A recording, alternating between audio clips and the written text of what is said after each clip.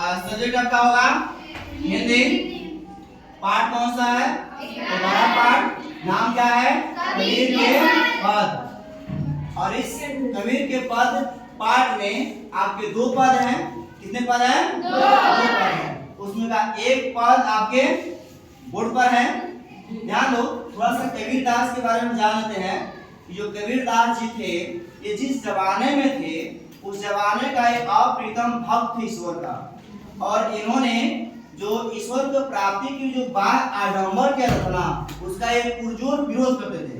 वे कहते थे ईश्वर को प्राप्त करने के लिए जो दिखावा करते हैं ना, वो सबको कोई जरूरत नहीं है। केवल ईश्वर को आप दिल से मान लीजिए, मन से मानिए, ईश्वर आपको तुरंत क्या करेंगे? मिलेंगे। बल्कि ना कि झूठों को हम दिखावा करते हैं वह करेंगे तो ईश्वर आपका खुश होंगे। ठीक है, आइए इस पद के माध्यम से जानते हैं कि कबीर दास जी ने अपने पदों में ईश्वर की कौन सी बातों को इसमें क्या हुआ है? दर्शाए हैं। एक बार है कि मेरा तेरा मनवा कैसे एक हुई रे। कबीर दास कहते हैं, कबीर दास जी के पंक्ति के माध्यम से जो हमारे आराध्य है ईश्वर है, वे हम लोग से कहते हैं कि मेरा और तेरा जो मन है ना, वह कैसे एक होगा। मैं कहता हूँ अरे आंखें देखी और तू कहता है कागज की लिखी। मैं कहता हूँ कि जो आंख से देखो उसी पर विश्वास करो, लेकिन तू कहता है कि नहीं, जो कागज में लिखा हुआ है हम उस बात को मानेंगे नहीं। तो मेरा वह तो बात तू मान नहीं रहा है, तो तेरा और मेरा जो मन है वह कैसे हो सकता है? होगा क्या? नहीं होगा ना।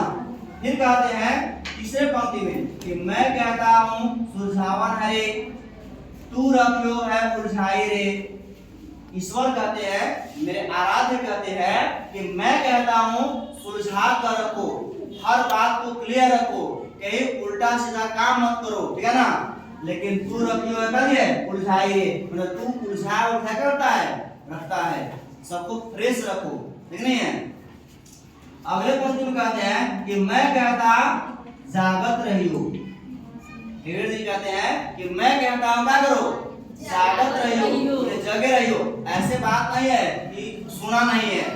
वे जागने का मतलब है कि आप सतर्क रहिए, आप इस चीज को पाने के लिए उसके पीछे लगे रहिए। ठीक है ना।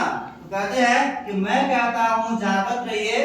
जागत रहने का मतलब है कि आप जिस चीज में लगे हुए हैं उसके लिए जानकारी लेते रहिए। अब ऐसा बात नहीं है कि कभी इस जागत रहने का मतलब है कि आप दिन भर ऐसे आंख फाड़ के जागते रहिए, सोए मत कीजिए। ठीक है। कबीर दास कहते हैं कि मैं कहता हूँ जागत रहिए, मतलब कि हर चीज की आप जानकारी रखिए, कि नहीं काम आएगा। और कहते हैं तू रहता है सोई रे, लेकिन तू तो बेफिक्र रहता है, तुम्हें चिंता ही नहीं रहता है किसी बात का। नहीं है, तू तो क्या करता है? सोए रहता है। तो तुम्हें किसी प्रकार की चिंता नहीं रहती है कि हमें आगे क्या करना है। अगले पद कहते हैं कि मैं कहता हूँ निर्मोही रहियो।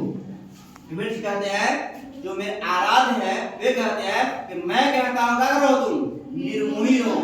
निर्मोही का मतलब होता है कि तुम संसार की मोह माया को त्यागो, किसी से मोह माया मत रखो। ठीक है ना। लेकिन तू जात है मोही रे, लेकिन तू तो क्या होता है? मुंह में फंस जाता है, माया फंस जाता है। मुंह माया क्या है? लोग कहता है ना कि फलावा मेरा है, चिनावा मेरा है, ये मेरा है, वो मेरा है। और जब अपने ही लोगों से ठेस पहुंचता है तब हम क्या होते हैं? ईश्वर के दरबार में जाते हैं।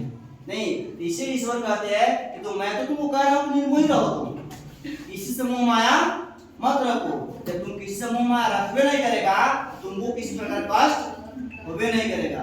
ठीक नहीं है। लेकिन तू तो क्या रह रहा है? तू तो मुंह में रह रहा है, इसीलिए तुम्हें क्या हो रहा है? दुख और तकलीफ हो रही है। इसलिए कहते हैं कि मैं कहता हूँ निर्मोही रहियो। मैं तो तुम्हें कह रहा हूँ किसी से माया मोह मत रखो, लेकिन तू जाता है मोही रे, लेकिन तू तो मुंह में फंसा हुआ है। नहीं है। फिर कहते हैं जुगन जुगन समझावत हराम। कहते हैं कि मैं तो तुमको युगों युगों से समझा रहा हूँ, और समझा कर क्या हुआ हूँ? थक गया हूँ, हार गया हूँ। कहीं न मानत कोई रे, लेकिन कोई मेरा बात नहीं मानता है। मानता है? ये कह रहे हैं कि मैं कह रहा हूँ निर्मोही रहो, किसी से मोह माया मत रखो। लेकिन आज बताओ संसार में कौन ऐसा व्यक्ति है जो किसी से मोह माया नहीं रखता है? सब रखता है, सबको अपने से ठेस पहुंचता है, अपने से दुख पहुंचता है नहीं है? इसलिए कहते हैं कि जुगन जुगन समझावत हरा, मैं तो युग युग से क्या कर रहा हूँ? समझा रहा हूँ।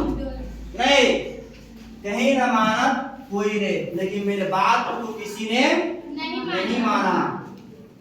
फिर कह रहा है सतगुरु धारा निर्मल बाहे। कह रहा है कि सतगुरु है ना, सतगुरु का मतलब होता है कि जो ईश्वर के द्वारा जो यहाँ पे आते हैं ना प्रवचन करने, जैसे बाबा जय गुरु वर्तमान में, ठीक है ना, उसमें थे वाल्मीकि जी थे और सतगुरु थे।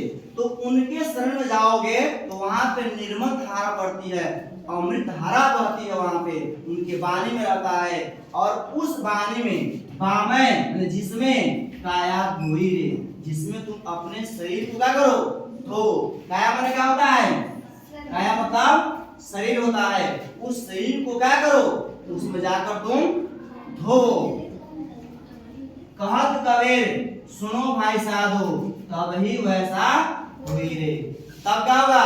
जब तुम सतगुरु के शरण में जाओगे, उनके निर्मल भाषण को सुनोगे, उनकी निर्मल वाणी को सुनोगे, जहाँ से गंगा बहती है, बातों की वाणी की गंगा बहती है, उस गंगा में जब तुम स्नान कर लोगे तभी क्या होगा?